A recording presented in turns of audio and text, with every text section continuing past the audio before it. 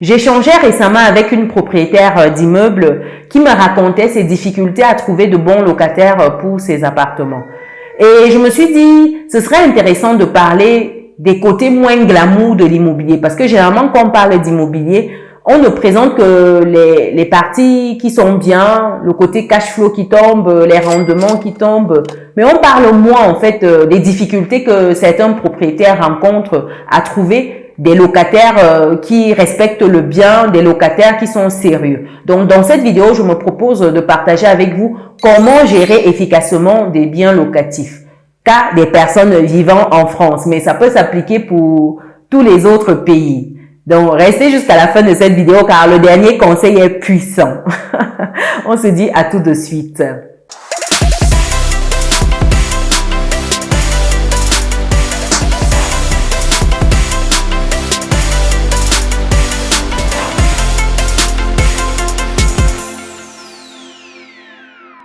Donc, voici quelques astuces pour gérer efficacement un bien locatif. Première astuce ici, c'est de sélectionner les bons locataires. C'est important de prendre le temps de bien choisir le locataire qui va rentrer dans votre bien. Car si vous faites un mauvais casting au départ, vous allez vous retrouver avec un bien qui a dépéri, un bien en piteux état. Parce que le locataire n'aura pas pris soin de votre bien. C'est vrai que on ne peut pas définir à l'avance la propreté d'un locataire, mais on doit être attentif à des signes. Également, vous pouvez tomber sur des locataires qui ne sont pas solvables. Il faut prendre le temps en amont de verrouiller tous ces points-là.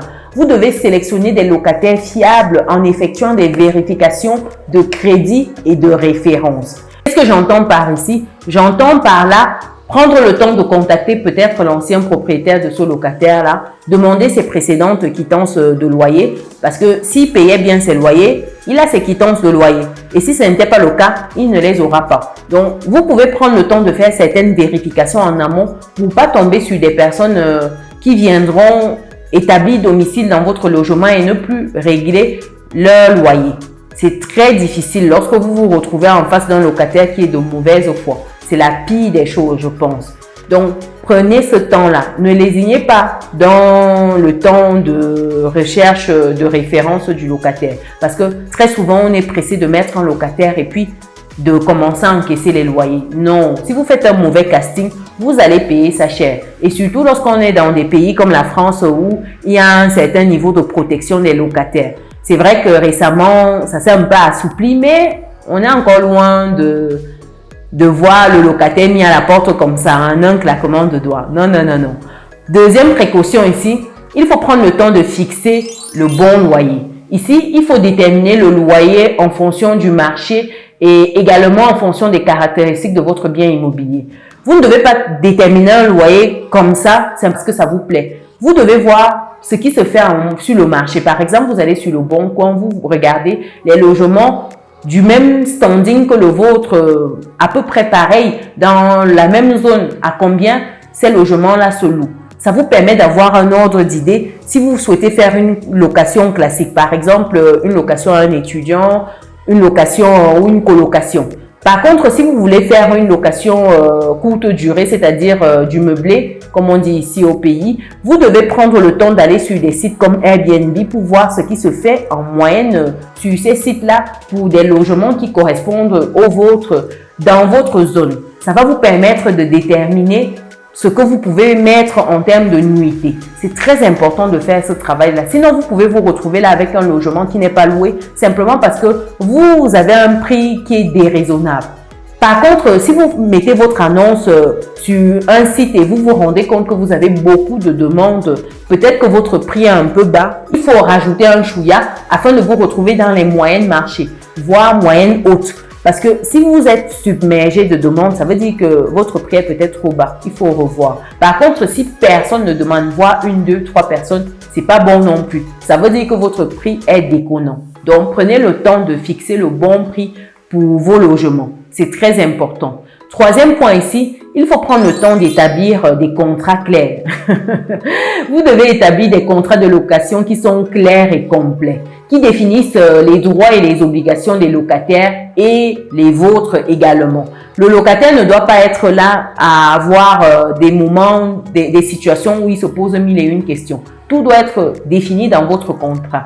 D'où l'importance d'établir des contrats avec, par exemple, des personnes qui sont un peu aguerries dans le domaine. Vous avez, par exemple, lorsque vous êtes dans le cadre pro, des baux notariés, en fait, vous passez devant un notaire pour établir votre bail. Ça vous permet, en fait, de verrouiller certains points afin d'éviter que le locataire vous donne des maux de tête et le moment venu, vous ne sachiez pas vers quel sein vous vouez. Non, non, non. Vous devez prendre le temps de tout mettre dans votre contrat. C'est vrai que lorsque vous faites le contrat, vous ne pouvez pas forcément penser à tout, mais il y a des sites où vous avez des contrats qui sont déjà préétablis et vous ajustez en fonction de vos informations. Vous mettez l'adresse, le nom du locataire, votre nom, ainsi de suite. Vous ajustez 2-3 choses. Mais vous avez déjà une trame qui est valable légalement et qui a toutes les informations nécessaires en cas de besoin. C'est très important. Ne lésinez pas sur les moyens d'établir un bon contrat de location. Parce que les locataires sont souvent filous. Quand ils se rendent compte qu'ils peuvent se faufiler là, au travers d'un flou de votre contrat, ils n'hésitent pas. Donc, prenez ce temps-là. Quatrième conseil pour bien gérer votre bien immobilier, c'est de prendre le temps de le maintenir en bon état. Il faut vous assurer que le bien immobilier est en bon état de fonctionnement et que vous effectuez régulièrement des réparations ou des améliorations en fonction des retours qui vous sont faits, histoire de maintenir la valeur de votre bien. Le problème, c'est que beaucoup de propriétaires, lorsqu'ils ont des remontées de locataires, ne font pas le nécessaire. Par exemple, vous avez une maison que vous mettez en location, le locataire vous dit qu'il y a une fuite au niveau de la toiture. C'est pas au locataire de régler le souci au niveau de la toiture. Ce n'est pas de son fait. C'est à vous de prendre vos dispositions pour réparer, peut-être pour changer la toiture si c'est vraiment dans un piteux état, ainsi de suite. Vous devez prendre vos dispositions parce que le locataire, lui, s'en fout. Il sait qu'il est là pour un moment. Et si ça ne va pas, il donne son préavis et il s'en va. Et encore, il y a des locataires même qui disparaissent comme ça. J'ai entendu des choses terribles au niveau des locations quand on était en France. Donc, prenez le temps de bien faire les réparations. Quand vous avez des remontées de vos locataires, ne faites pas la sourde oreille. Non, agissez, agissez. Parce que vous allez récupérer vos biens dans des états terribles. J'ai vu des choses, mais je me suis dit, mais qu'est-ce qui se passe? Et souvent, c'est parce que le propriétaire n'est pas réactif. Et le locataire, il s'est dit, une fois, je remonte, rien ne se passe. 2 fois, 3 fois. Après, il s'en fout. Il ne vous dit plus rien. Et au moment de l'état des lieux de sortie, vous n'avez que vos yeux pour pleurer parce que souvent, vous avez même pris 1 mois de caution. 1 mois de caution dans un appartement, si vous louez par exemple l'appartement à 600 € et que vous devez tout refaire de la tête aux pieds, du plafond jusqu'au sol. 600 €, c'est rien du tout. 600 €, ça ne vous permet même pas de faire la moitié, même pas le tiers de tous ces travaux-là. Comme attention que vous pouvez avoir ici, c'est lors des occasions spéciales d'envoyer un petit présent à vos locataires. Ça peut être un pot de fleurs, ça peut être un bouquet de fleurs même ou du chocolat, des choses comme ça. Vous allez voir comment vos locataires vont apprécier ce geste-là. Et ils vont garder cela à l'esprit. Quand il y aura quoi que ce soit, ils vont venir vous prévenir. Je vous parle de l'expérience là. Donc, prenez le temps de bien nouer des liens avec vos locataires. Quand je dis bien nouer, ça ne veut pas dire que vous allez devenir des potes. Hein. C'est dans le sens de communiquer, d'être ouvert, d'être disposé. Si c'est vous-même qui faites la gestion, parce que nous l'avons fait au début et ensuite nous avons passé la main à des agences de gestion. Aujourd'hui, nous ne faisons aucune gestion nous-mêmes. C'est via des agences de gestion classiques ou alors des conciergeries pour ceux qui sont loués en courte durée. Donc ici, c'est une astuce terrible qui marche du tonnerre. Une autre manière d'appliquer cette astuce-là pour les investisseurs immobiliers, c'est avec votre banque. Oui, cher résilient.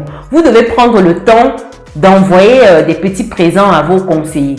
ça permet de garder la flamme de votre relation. Oui, votre relation professionnelle, hein, j'entends bien. Faut pas déformer mes propos ici. De temps à autre, envoyez un bouquet de fleurs à votre conseiller, votre conseillère, pour lui dire que vous appréciez ses services, vous appréciez sa réactivité. Nous le faisons avec nos conseillers. Sincèrement, ils adorent. Ils adorent. C'est des réactions qui sont inédites parce que la personne ne s'attend pas. Imaginez-vous la première fois vous envoyez, parce que nous on le fait via une société en fait qui livre bouquets de fleurs, chocolat, ça peut être du vin, bref, c'est des compositions, c'est des packages, c'est un business même dont j'ai déjà parlé sur la chaîne. Et vous choisissez tout, c'est livré au nom de l'agence avec le nom du conseiller. Si vous en avez 2, 3, vous pouvez vous amuser à faire ça pour tout ce beau monde-là. Ou vous mettez l'agence, votre conseiller, et dans le petit mot qui accompagne, vous dites juste merci à l'équipe pour ça et un spécial merci à. Vous voyez, vous marquez le coup. Votre conseiller, quand vous aurez un petit problème, c'est-à-dire que si vous bipez même, bon, pas biper, en France on ne bipe pas, mais si vous faites un message, un appel, vous avez un souci, je vous assure, c'est débloqué rapidement. Dans les minutes, peut-être des heures qui suivent, mais on ne vous oublie pas. Vous êtes à l'esprit du conseiller, à l'esprit de votre directeur, à l'esprit de toutes les personnes qui gèrent en fait dans cette agence-là. Et je vous parle d'expérience ici. Ce sont des astuces que je partage ici gratuitement. Donc voilà, comme 5e conseil, prenez le temps de communiquer avec vos locataires. Avant de passer au 6e conseil ici, si tu me découvres pour la première fois, je suis Chimène Nana, je suis entrepreneur et investisseuse en France et en Afrique depuis quelques années et ma passion au quotidien, c'est de te voir atteindre ton autonomie financière. C'est dans ce sens que je donne la possibilité aux personnes qui souhaitent investir dans l'immobilier en France ou acheter leur résidence principale de me contacter gratuitement pour qu'on puisse échanger de leurs projets. Le lien, je le mets dans le descriptif de cette vidéo. Après cette parenthèse, passons au 6e point qui est celui de la gestion des factures. Vous devez vous assurer que les factures sont payées à temps et gérer les problèmes de paiement en temps opportun. Sinon, vous allez vous retrouver avec une petite facture qui va prendre de l'ampleur, vous aurez des majorations et c'est bien dommage. Et sachant que ça peut arriver au stade où il y a une coupure dans les prestations qui sont délivrées à vos locataires et c'est vraiment dommage parce que les locataires seront bien embêtés. Ça, vraiment, prenez un temps pour tout ça. Sinon, ça peut être dangereux, vraiment dangereux. Et pour toutes ces personnes-là qui se retrouvent aujourd'hui embêtées, j'ai envie de dire, par les locataires qui ne les supportent plus, je vous invite à passer par des sociétés de gestion. Ça va vous alléger au quotidien. Ça va vous permettre de revivre parce que oui, je sais que les locataires sont difficiles. Nous avons géré nos locataires pendant une longue période nous-mêmes avant de passer la main aux différentes sociétés de gestion avec qui nous travaillons aujourd'hui en fonction des régions dans lesquelles sont nos biens. Je vous assure que c'est pas évident du tout. Les locataires peuvent vous rendre fou. Un seul locataire peut te rendre fou. Imaginez-vous, vous en avez plusieurs. Ah là là, ces locataires-là, ils sont mignons, mais. En tout cas, prenez le temps de déléguer si vous n'en pouvez plus. En 7e point ici, conservez les enregistrements. Conservez par exemple les enregistrements détaillés de vos transactions et des activités liées à votre bien immobilier. Ça peut être important de rappeler que la gestion efficace d'un bien locatif peut nécessiter de temps à autre des efforts. Et ces efforts-là, c'est par exemple avoir un rangement qui est strict. Par exemple, si demain vous avez les impôts qui vous demandent certains documents, vous pouvez les retrouver. Donc, c'est important ici d'avoir une bonne discipline par rapport à cette gestion-là. Si un locataire vous embête, vous enquiquine point oui ou point non, c'est important de tracer, par exemple, si vous avez envoyé un courrier, un premier courrier de relance, un second, il faut garder tous ces justificatifs-là d'envoi de ces courriers-là parce que ça pourra vous servir. Et oui, chers résidents, c'est ça la gestion locative. C'est vraiment important de prendre ces points-là en considération si on veut avoir des biens qui sont bien gérés. Sinon, la gestion immobilière peut devenir un calvaire. Et je connais aujourd'hui beaucoup de propriétaires qui ont du mal avec leurs locataires parce que n'ayant pas pris le temps de valider ces différents points que je viens de voir avec vous. Si vous échouez au casting, j'ai envie de vous dire que ça peut être catastrophique. Tout comme vous pouvez avoir un bon casting et vous n'écoutez pas vos locataires, vous ne communiquez pas bien avec eux, ça devient la catastrophe à la fin. Donc, dans tous les cas, vous devez observer scrupuleusement ces étapes que je viens de vous lister. Dites-moi dans les commentaires si vous avez des locataires. Comment ça se passe avec vos locataires? Est-ce que c'est une gestion facile au quotidien? Est-ce qu'ils vous rendent fou? Comme la personne avec qui j'échangeais par rapport à ses locataires et qui m'a inspiré cette vidéo. Partagez dans les commentaires. Pour les personnes qui souhaitent investir en France, qui souhaitent acheter une résidence principale, je vous invite à bloquer gratuitement un créneau avec moi pour qu'on puisse échanger de votre projet, pour qu'on puisse voir comment c'est possible pour vous de vous lancer, d'avoir des revenus complémentaires si c'est votre souhait, ou simplement acheter votre résidence principale. Le lien, je le mets dans le descriptif de cette vidéo. Allez-y, cliquez dessus et bloquez votre créneau. Pour les autres personnes qui ne sont pas encore dans notre belle communauté, je pense que c'est le moment de cliquer sur le bouton qui s'affiche, d'activer la cloche de notification et de partager massivement cette vidéo. Nous devons avoir des personnes qui nous parlent de tous les domaines de l'immobilier, qui nous montrent tout, parce que généralement, on parle que des bons côtés. Dans cette vidéo, je partage avec vous tout. Les difficultés qu'on peut avoir à gérer des locataires. Donc, partagez autour de vous. Ça va éveiller les uns et les autres sur cette thématique-là. Nous, on se donne rendez-vous dans une prochaine vidéo. Ciao!